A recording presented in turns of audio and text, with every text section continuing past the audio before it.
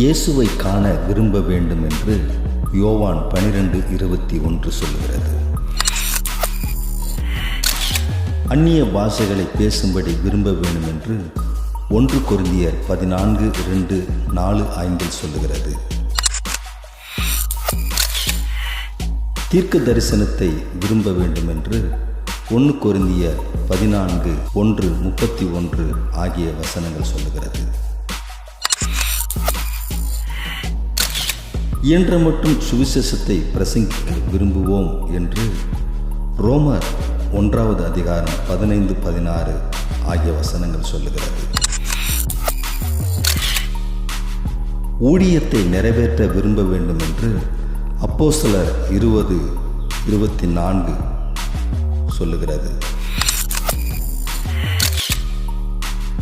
கர்த்தரிடத்தில் குடியிருக்க விரும்ப வேண்டும் என்று 2 கொரிந்தியர் 5:8 சொல்லுகிறது.